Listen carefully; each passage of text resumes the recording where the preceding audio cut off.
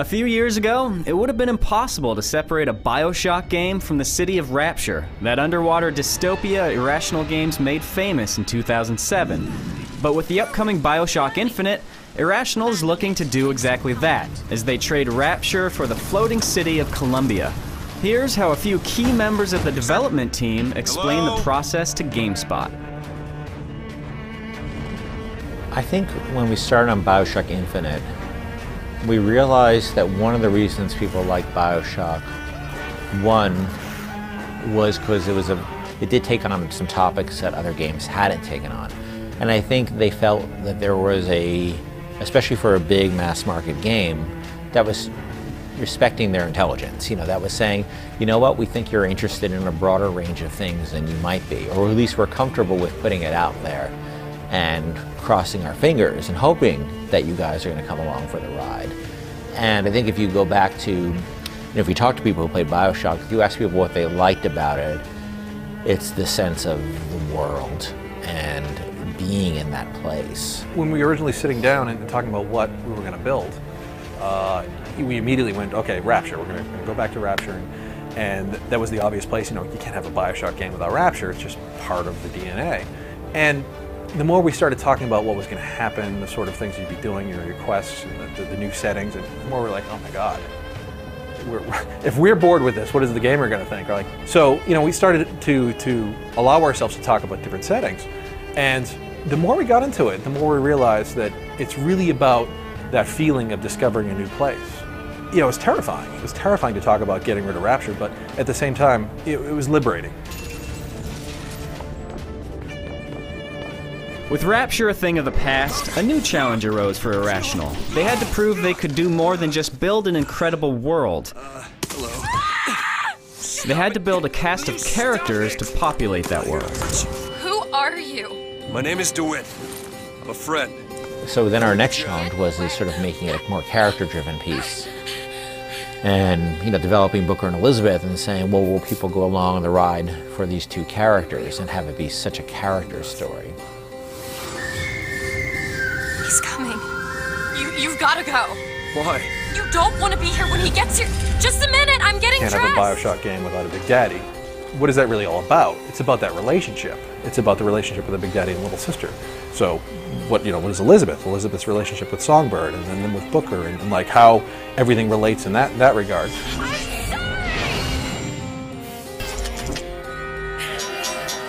I'm sorry. I never should have left. I never should have left. We knew we had to create, with this game, a great environment, a great city. And that was not trivial. It took us a long time to figure out what that city was, and more importantly, how we'd communicate what it was. The religion, the American exceptionalism, and that is all brought about through a very specific visual. And there was a day where I sort of realized what that visual was, which was, this sort of sunny July 4th, small town America, Americana visual that you see right at the beginning of the game.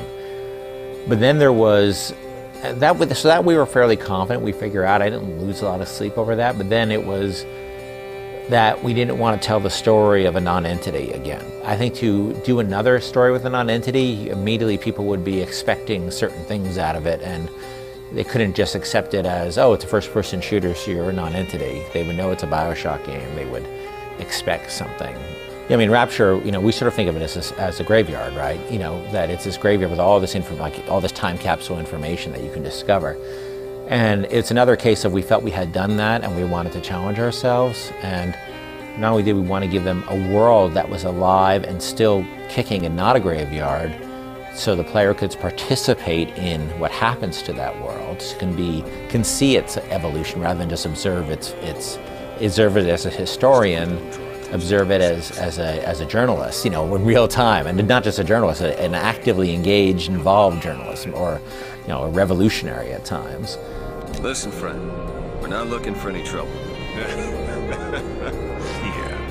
Bioshock is a series unlike most shooters. It focuses on overlooked periods in American history, playing with powerful themes in a twisted alternate reality. But the history of America is a thick book, one that presents a lot of subject matter to explore.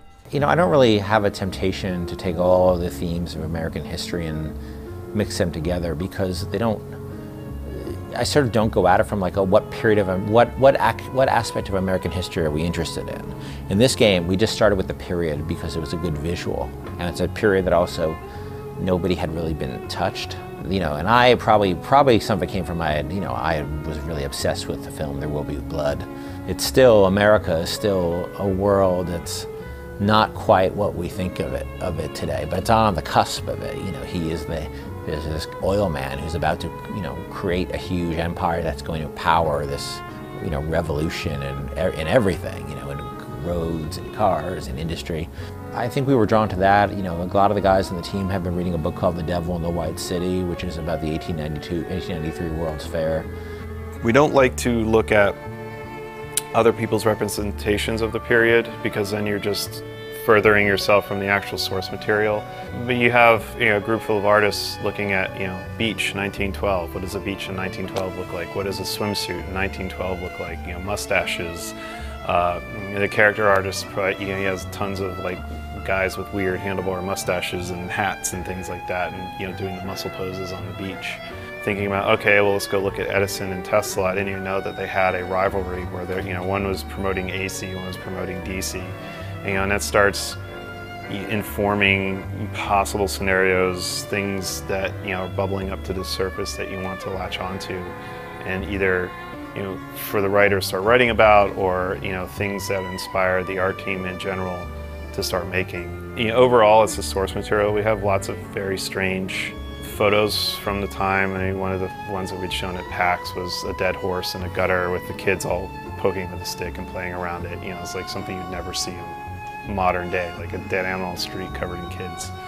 And it just kind of really shows you how different things were. I think a lot of people were worried when we started this game that because it looked happy and nice, that the game would feel happy and nice. And I think very quickly people realized that you don't need darkness to portray darkness. But right from the beginning, they say, like, can we have like the most disturbing shit in the world happening to you in the most beautiful setting possible? And you know, there's that moment where you realize you've bitten into the worm in the apple. You know, all of a sudden the beauty of this place comes crashing down during that raffle scene. That was one of the challenges we gave to ourselves too, and it is, you know, it is a deeply oppressive environment. It just doesn't look that way. Abandoning the world of Rapture was a bold move, but Irrational Games is one studio that isn't afraid to take creative risks. With Bioshock Infinite just a couple months away from hitting store shelves, fans will finally get to see whether that gamble has paid off.